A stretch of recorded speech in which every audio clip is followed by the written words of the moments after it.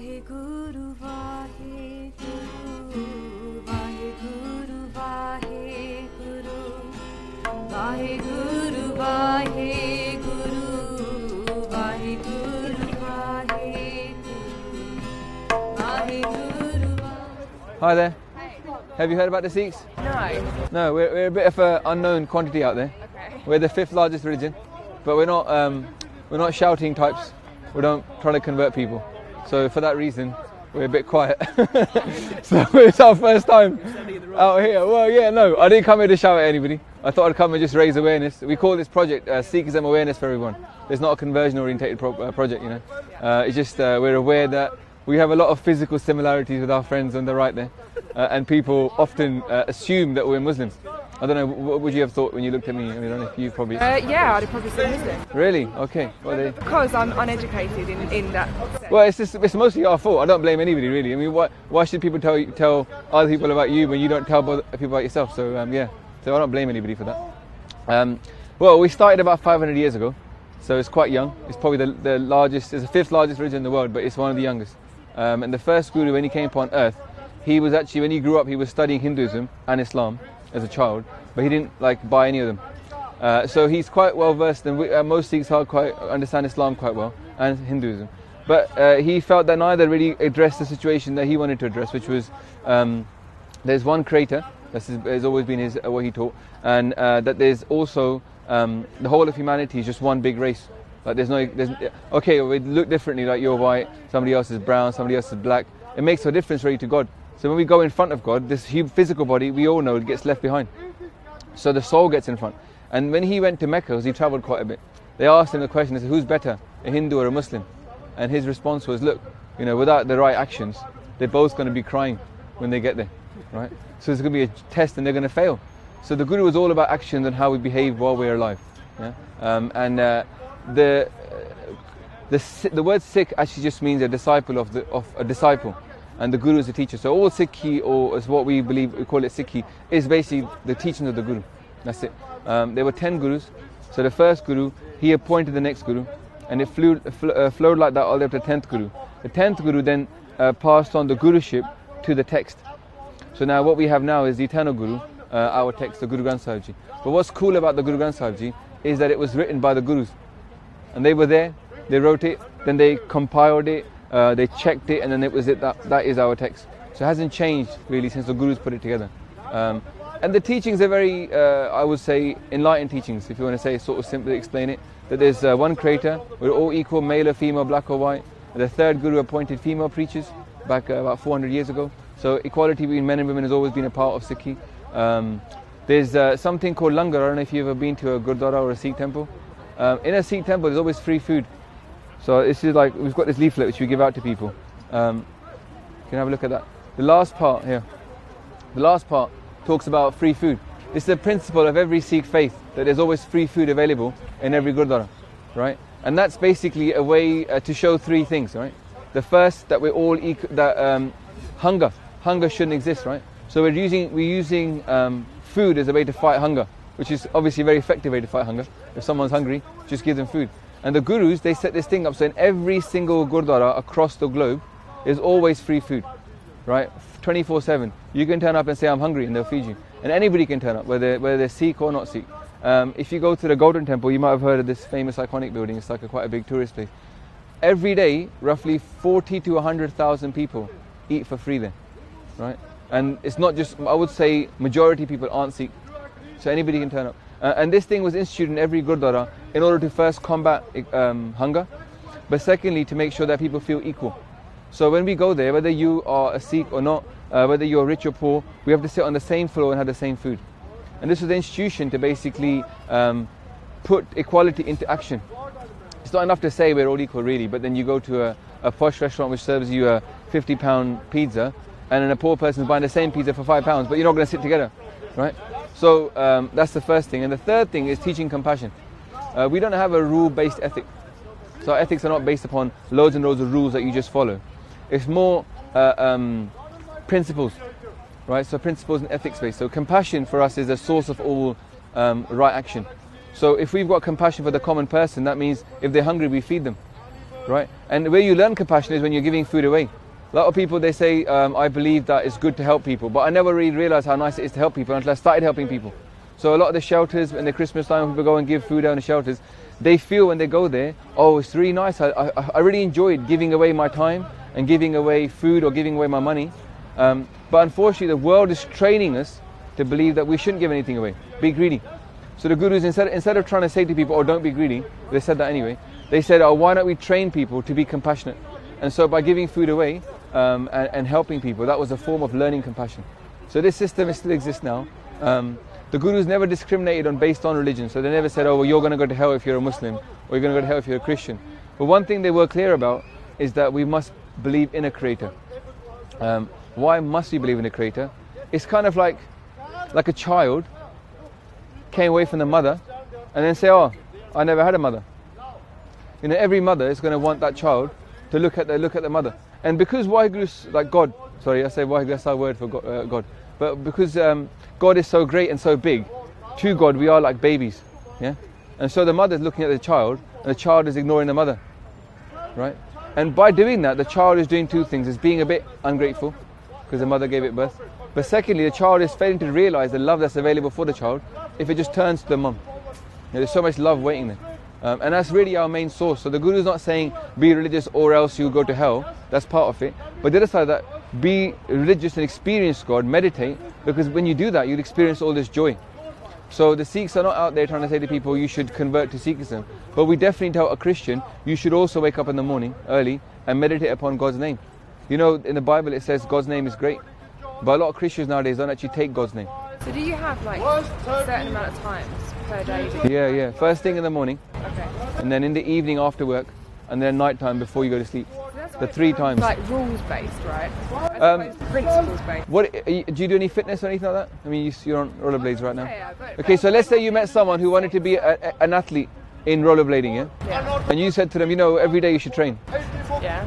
But is that now rules or is it like guidance? Every day you should train, but you know that's on you kind of thing. Yeah, but then if you want it, but if the trainer is not giving a good training doctrine, then he's letting the student down. It is the student, oh, train when you like. Oh yeah. That's not really fair, is it? For the trainer should be giving the perfect rules, right? The perfect guidance on how to become really good as an athlete. And then it's up to the athlete if they want to progress or not. So it's the same with the Sikhs. We're told, like, you pray in the morning, pray in the evening, pray at night. There are results though, aren't there? At the end of a training session. Yeah. You might have 100%. Goal. 100%. What do you? Okay, so we have this thing. If you look in that leaflet, it's a bit hard for you. Balance. You're a bit unstable at the moment. But we've got this leaflet. If anyone wants one, you can come and grab one off me. But it's just a leaflet about the Sikh faith. We're not trying to convert anybody, so it's just about raising awareness. You see this picture here? This guy with this little thing coming out of his head. We believe that at the top of the head here, there's something called the 10th gate. And that 10th gate is like a gate of spirituality, right? And then when someone meditates, if they're blessed by God, then that gate will open, and it won't be like a hole in the head, so there's no need to worry about it, okay? It's more like a center of energy, and then you start to experience God. So there is definitely an end result of this kind of exercise. Just like my wife's not really into fitness, yeah? So when she sees me working out and I'm sweating, she thinks, oh, what a waste sitting there. And she jokes like she's hitting, knocking yourself on the head.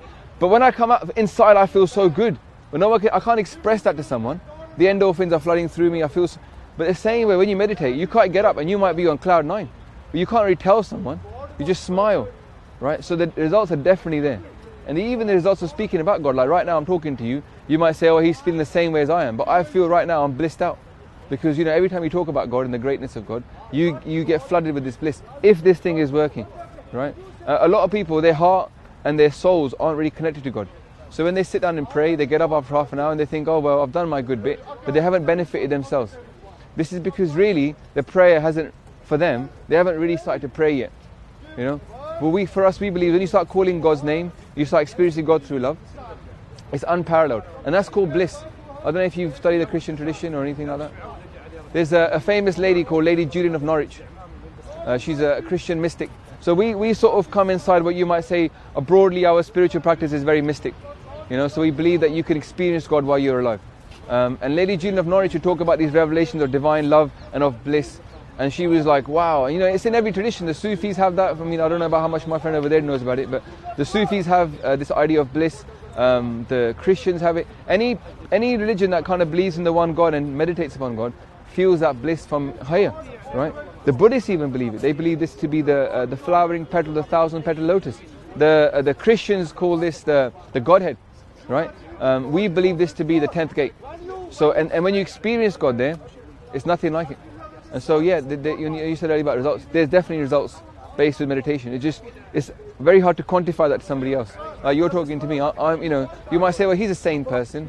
I don't believe in God. But I will say to somebody, look, if I'm a sane person and I experience God through meditation, what's to stop you experiencing God through meditation?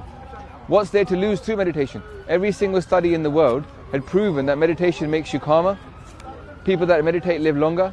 They have more productive lives. I understand it, but what I don't quite grasp is why not meditate to experience your own principles.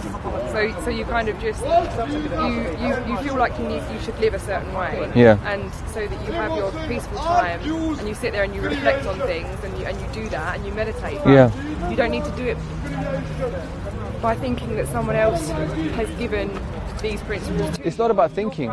It's not about thinking. It's about experiencing. It's like someone saying, why not just sit next to the sweets and appreciate how the sweets are made and think about making your own sweets rather than eating one. Now you go eat it. Yeah, you got to eat them. So the person who wrote, but let's say 10 of us are sitting here. I don't know, what's your favourite chocolate like? I quite like those Lindt balls, yeah? Oh, yeah. Yeah, they're really good. So imagine me sitting around, all of us here, and there's a whole pile of Lindt balls, right? And I'm explaining to you how the Lindt ball is created. I'm saying they take this chocolate from South America, they bring it to Switzerland, they boil it all up. And you're listening, none of us have ever had a Lindt ball. And some guy walks in who's had a Lindt ball and goes, oh, cheers, and puts one in his mouth. We're like, well, we were just discussing it. Why would you bother eating it?